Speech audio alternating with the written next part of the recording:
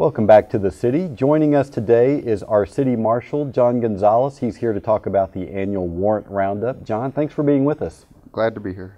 First of all, let's talk about the City Marshal's office. A lot of folks may not know exactly who you are and what you do. Explain what your responsibilities are as a City Marshal. Our responsibilities as a City Marshal, first and foremost, it's security for the municipal court. We provide court security. If you've ever gone to pay a ticket, you've seen us at the front door. We have a metal detector. We have an officer at the front door. If you've ever been in our courtroom, you see that one of us will be in there bailiffing. So first priority is court security. I guess almost at a equal is warrant service. And what we do is we serve San Angelo city warrants on a regular basis, but in the process we also serve county misdemeanor warrants or felony warrants. So that's what we do. Those are our two main objectives. Other than that, though, I do know you have other law enforcement responsibilities. I mean, you're a peace officer just like anybody else who's wearing a uniform, a badge, and a gun. Talk a little bit about what other sort of law enforcement responsibilities you have. Well, everything that the police department does, we also do. We make traffic stops. We may have to investigate a minor vehicle accident. When the police department was short manned a couple years ago, we worked overtime and actually worked some of their shifts for them and took calls. And so we do just about everything else that's required for law enforcement officers. And so you're in some ways sort of a sister organization, if you will, or brother organization. Yeah, I like to use the word brother. All right, of the San Angelo Police Department. Yes, actually, we rely on them quite a bit. I mean, of course, our radio system, we share the same radio system, same computer system. So, I mean, we really rely on them. And I like to think at one time when they were short manned, they relied on us. And so we returned the favor. And it was interesting. We had a couple officers who have never actually worked patrol. So it was a really good experience for them. And it worked out well for both of us. Now, we know that the San Angelo Police Department has about 165 officers. How many officers do you have in the City Marshal's office? We have 8 officers, including myself. I see. And so now you're about to begin your annual Warrant Roundup. Explain exactly what that is. The Warrant Roundup is a statewide organized Warrant Roundup. And basically, the benefit for us is that we get to have a bunch of law enforcement agencies working together while serving warrants. Of course, we put a list in the paper, so it makes us a little bit busier that time, and having all the extra officers is really, from a safety perspective, it's a big benefit. So when you talk about the Warrant Roundup and having some other agencies involved, what are those other agencies, and in total, how many officers, how many peace officers are going to be engaged in this effort? During the week of the Warrant Roundup, we'll have anywhere from 20 to 30 officers on the street working solely the service of warrants. We'll have the Sheriff's Department working with us. We'll have the San Angelo Police Department, Schleicher County, Miles Police Department, Sterling County. I don't want to forget anybody. And a couple other local agencies. During that time also, the jail helps us out a lot because we keep them busy. Everybody that we arrest during that week, either they pay their fines in full or they sit in jail. And the jail is very accommodating during that week, and I should say patient. Mm-hmm. During the roundup, you mentioned 20 to 30 officers at any time. Is this sort of a round-the-clock effort with different shifts of officers working that? And, yes. And what are your work days like during that time? Well, our work days during that time, we'll work our regular shifts from 8 to 5, and then we'll work from 5 to 10 o'clock, 11 o'clock at night for that week. And then the patrol officers from the San Angelo Police Department, they'll continue to serve warrants on every shift. So, with the Warrant Roundup, you're actively going out there and searching for these folks. Is that different than how you normally operate? I mean, normally, is it just if you happen to encounter someone, you run a check and see if they have warrants, or are you typically actively going after? We're typically actively going after people. The big difference is during the Warrant Roundup, we also have a list that we put in the paper, and that list generates a lot of phone calls and a lot of, I know where this person is, I know where that person is, so that keeps us really busy. And a lot of the phone calls that we get are from family members who say, look, my son or my daughter or my nephew, they need to take care of these, so this is where he is. do what you got to do, so he doesn't get stopped when it's most inconvenient. Let's take care of it now. So well, and I was going to ask you about that effort. You mentioned about the list running in the San Angelo Standard Times, and that's going to be happening about the time that this piece is airing. How does that help you in your efforts of finding some of these folks? It really helps because, like I mentioned earlier, I think people, when they really care about somebody, they want them to take care of their business, and they don't want their business out there for everybody to see. So we have a lot of parents who call and are almost embarrassed. My son's name is in the paper. He needs to take care of these. This is where he's at. Or we'll have friends call, or we have people, just call in general. I know this person. I know where he's at. He needs to take care of it, or she needs to take care of it. And, here's the address. So, and that generates a lot of phone calls. Is it atypical for someone to look in the paper and say, oh my gosh, there's my name, and maybe not realize that they have an outstanding warrant? Sometimes what happens is a person will get a ticket or have a charge of issuance of bad check, and what we go by is the address on their driver's license. And if they've changed their address, all our notices have gone to an address, of course, that they no longer live at, especially being in a military town and a college town. And, but if that happens and they call us or they come in, we're pretty good about, setting them up on a payment program or something that they can do to take care of it. So we've been publicizing, of course, that you are going to be printing this list in the newspaper. Does that encourage a lot of people to come and settle their warrants before their name ends up being made public? Yes. And this probably happens every year. I'm sure we have some people they do this every year. They, right before the Warrant Roundup comes up, they know it. Let me go take care of my stuff before my name ends up in the paper. And then we also have those people who their name ends up in the paper every year because they haven't taken care of their business. So I think a lot of people really try to keep their name out of the paper. So I think getting the word out that the list is coming is very helpful. You have about 29,000 outstanding warrants. That involves about 8,300 defendants, right. And those cases date back as far back as 2000. What sort of offenses are we talking about with these warrants? Out of our court, they're all going to be Class C offenses, such as Class C assault, traffic violations, issuance of a bad check, Class C theft, Class C criminal mischief. And then out of some of the other courts, warrants we also serve could be the Class A and Class B misdemeanors, like possession of marijuana, and things of that nature. So your jurisdiction is typically the most minor of the offenses, but during this roundup, you're going to be targeting crimes and warrants of all different sorts. Right. Well, actually, throughout the year, while serving city warrants, we end up doing a lot of other things during the service of those same warrants. It's not uncommon to stop somebody. They may have some Class C warrants out of municipal court, but they also have a felony warrant for possession of a controlled substance or whatever the case may be. And in the same token, serving warrants, we've found other things, such as people with narcotics, people unlawful carrying of weapons, things of those nature. So it may start off as just a basic service of a Class C warrant, but it may turn out, possession of a controlled substance. So. Last year during the Warrant Roundup, you made 365 arrests. Were those results fairly typical? Yes. I know last year, as opposed to some of the other years, were a little slow, but we figured with the economy the way it was at the time, it probably was right around what we expected. And to be honest, I don't know what to expect this year, because I think the jury's still out whether or not the economy's picked up or not. So. Do you happen to know, just off the top of your head, what's the most arrest that you've ever made during one of these efforts? Probably around the 400 person mark. So, and we usually rank right up there with the big cities such as Dallas and San Antonio and Houston. The City of San Angelo does. So. Now, if people want to avoid the embarrassment of being arrested either at their home or at their work, how can they go about taking care of their warrant before you come looking for them? Well, they can call the San Angelo Municipal Court and they can ask if they think that there's a possibility they may have a warrant. They can call and talk to just about anybody, and they can look them up and let them know, give them some information. If they are in warrants, before we put the list out in the paper, they want to come and take care of them, we have some options other than payment in full. We have a work program. We can put them on a payment plan.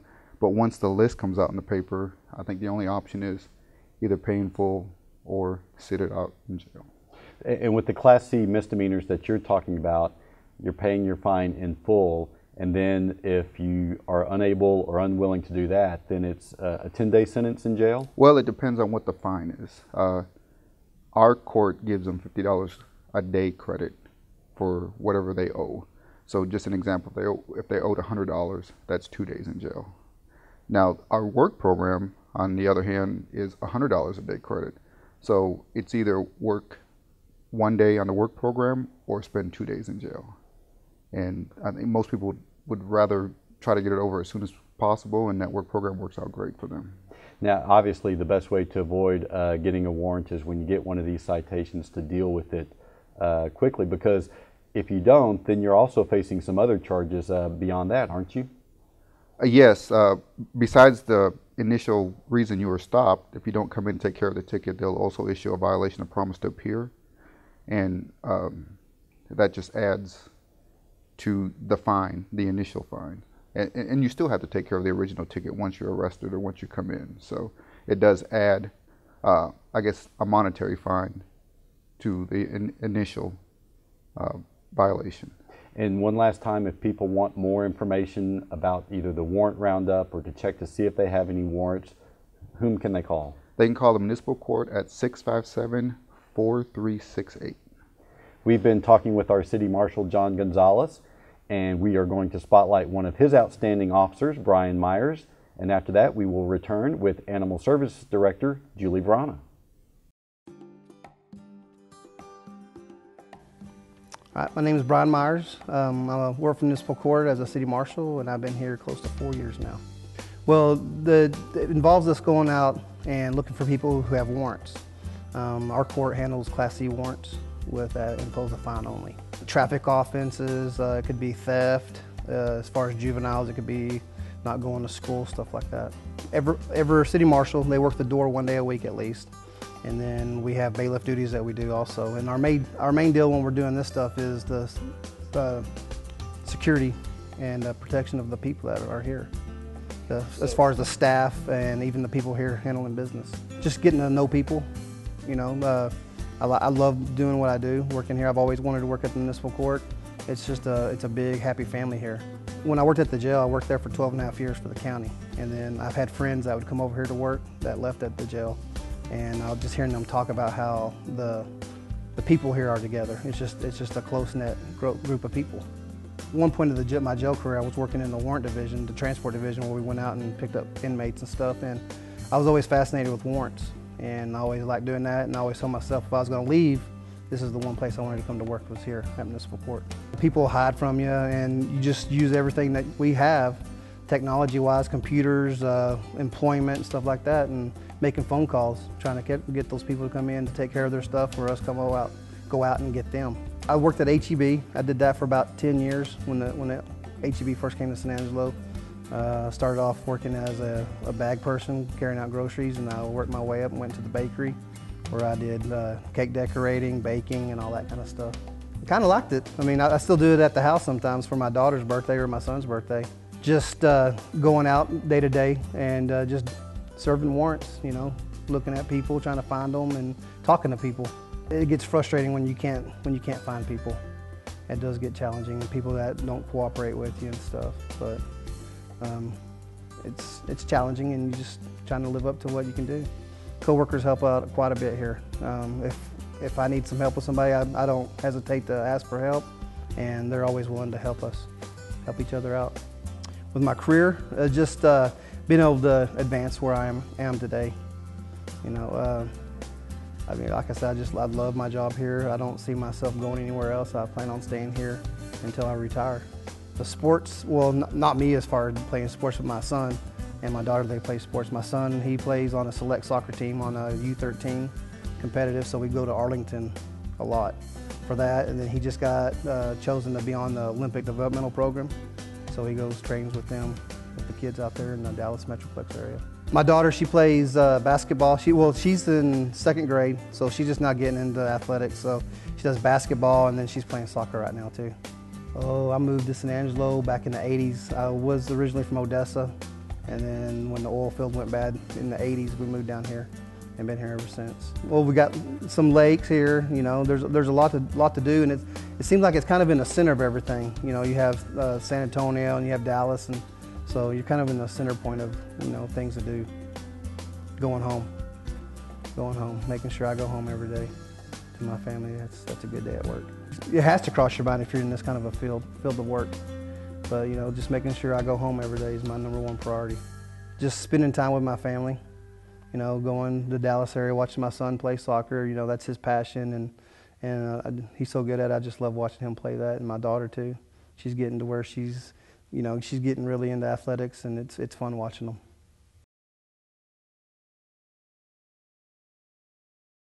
Welcome back to the city. We are joined now by Julie Verana. She is the manager of our Animal Services Division. Julie, thanks for being with us. Thank you for having me.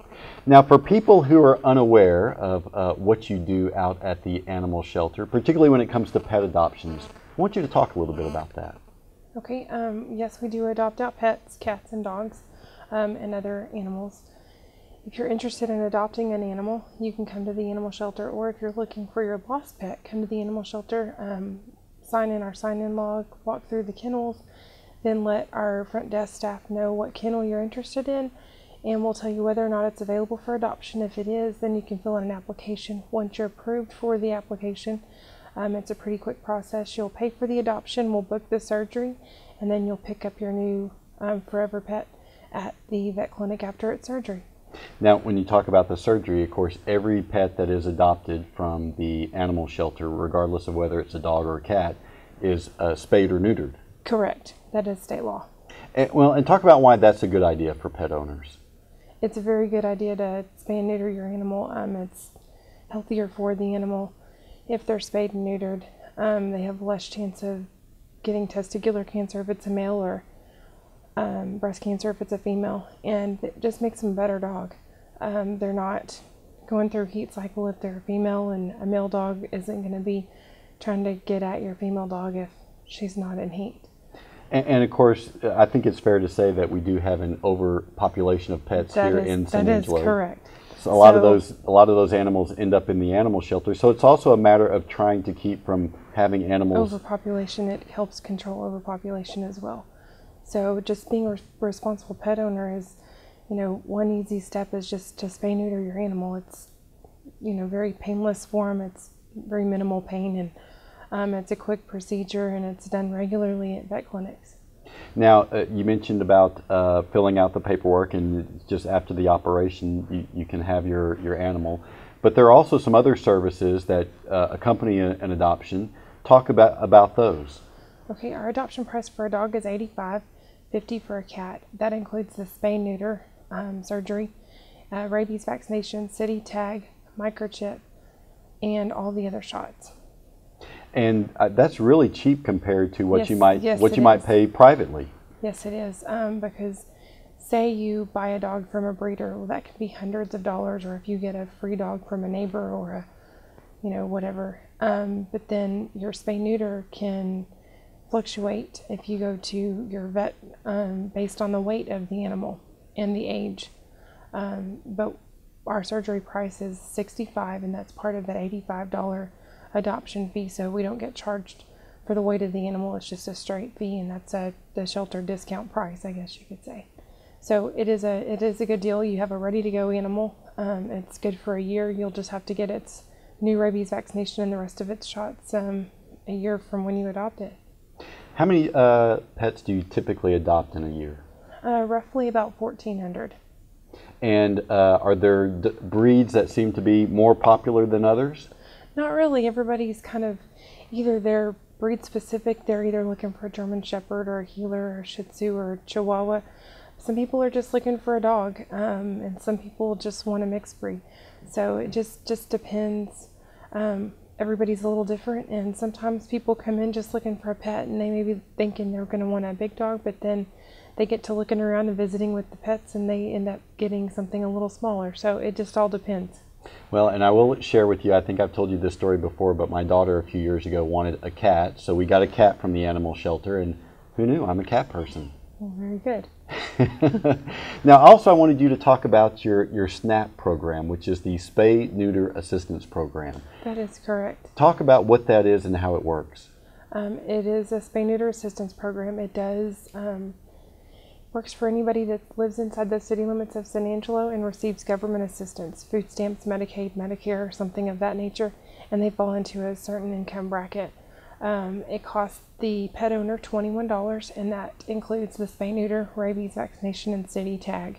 And then the program that we're trying to subsidize by collecting aluminum cans, we pick up the rest of that out of that account.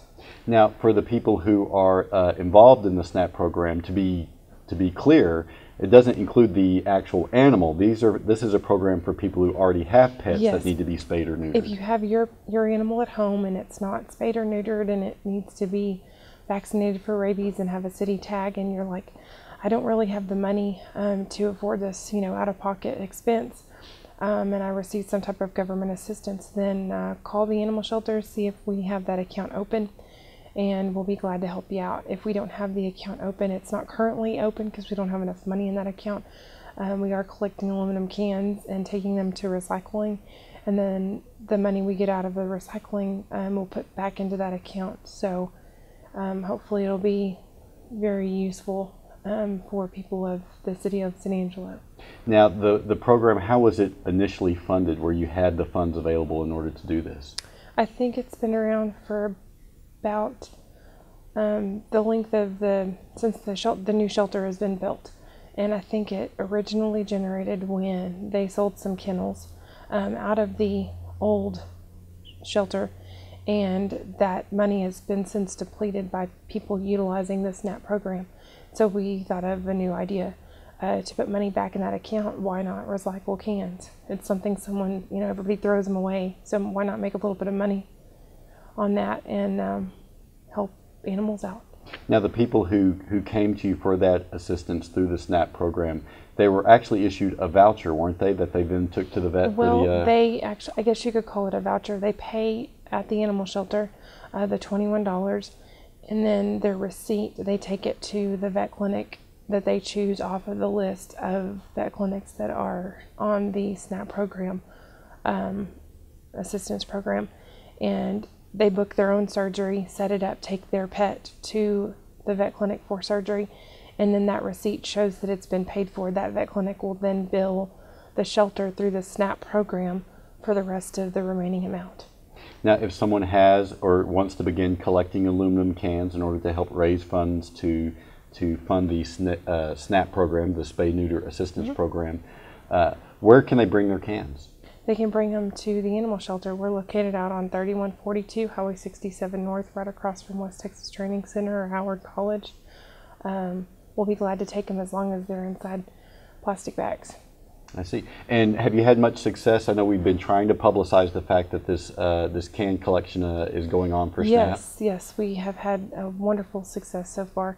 I think I've been 3 times to recycle with a truckload each time, so it's been a huge success. And even cat food cans, the aluminum ones, not tin dog food cans, but cat food cans are accepted as well. So. Now, is there a goal that you're trying to reach where you can again begin offering the SNAP assistance? No, we just need to be able to have enough money in that account to open it back up, but I don't have the specific dollar amount for that. I see. Now, aside from the SNAP program, you have people who donate to the animal shelter all the time, and obviously Yes, you we do. encourage that. Talk about why that sort of assistance, those sort of donations are important to the animal shelter. Well, any donations that we receive that is not directly related to the SNAP program will be put back into the animal shelter, and it will go to help the shelter pets, and whether that is a monetary donation or a donation of old sheets, old towels, old blankets, dog toys, dog food, cat food, that kind of thing is greatly appreciated. Newspaper, because it does go to help the shelter animals. And again, if people have those sort of donations, how can they get those to you? Just bring them out to the shelter. And if they can't get out to the shelter, if they'll just call the animal shelter at 325-657-4224, that's our mainline number during working hours. If they're inside city limits, we can send an officer to their house to pick up those donations. And fill people in on when you're open. Our operation hours are Monday, Tuesday, Thursday, and Friday, 10 a.m. to 5 p.m. Wednesdays we're open 9 to 6. We're open an hour earlier and stay an hour late. And on Saturdays we open 10 to 1. Now, aside from dogs and cats, do you have other animals at the animal shelter? From time to time, yes, we do. We do get an occasional livestock animal in, as well as other pocket pets.